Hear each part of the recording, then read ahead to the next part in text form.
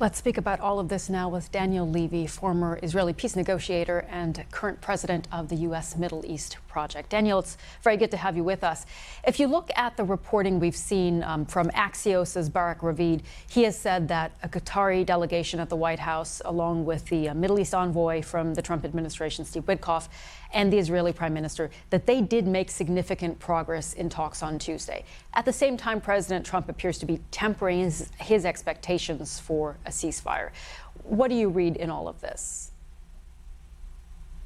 Sumi, if we strip back these layers of complexity and layers of spin, and we're always in an information war as much as any other kinds of war, the Israeli prime minister has been the key obstacle to there being a ceasefire by placing unreasonable demands. Prime Minister Netanyahu is now testing, does he still have that room for maneuver with President Trump? And he looks at a domestic situation back home where he perhaps does have a few more options that he didn't have before that Iran war. But I think what he's looking at is, can he get away with no deal and not being blamed?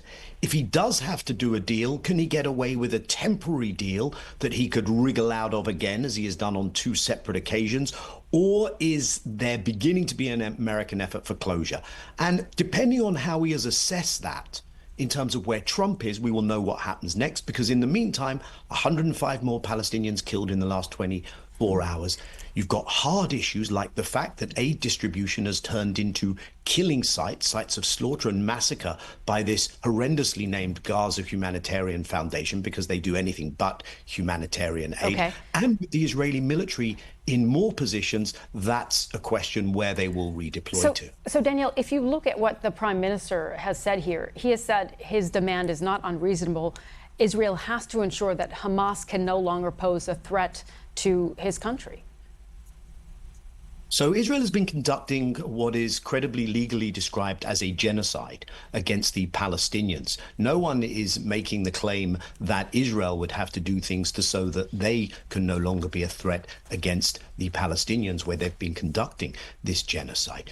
What you need, Sumi, and it's not unique to this situation, is you need to transition from military solutions to political solutions if there is going to be a ceasefire. Netanyahu has ruled out any kind of political day after in Gaza that could be acceptable to anyone.